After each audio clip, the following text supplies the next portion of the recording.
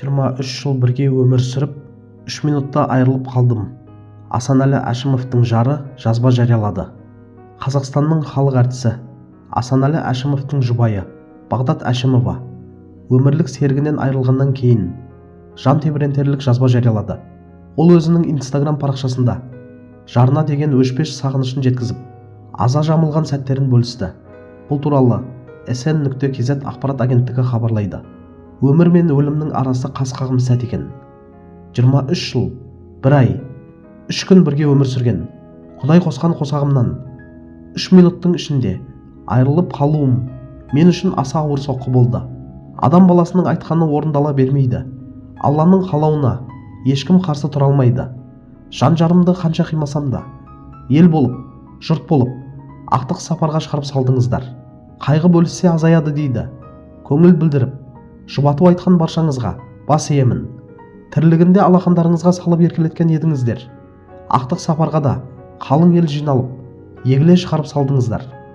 Жаназа кезінде сапта тұрған адамдардың саны көп болған сайын, сол жандардың алақан жайып, Алладан тілеген дұға тілектерін Алла қабыл етіп, пейіштен орын береді дейді.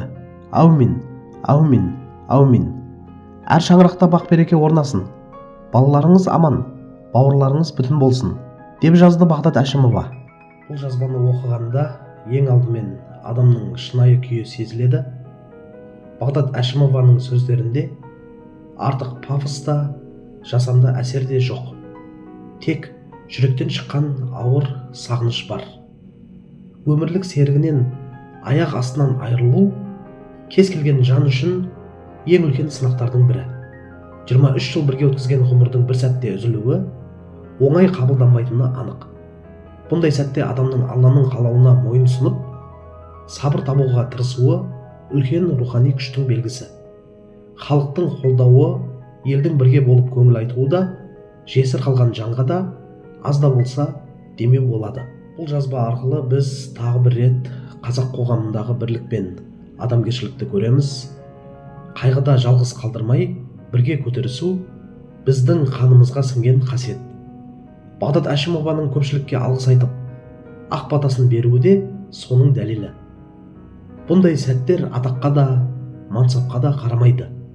Бәрімізді адам ретінде теңестіріп қояды.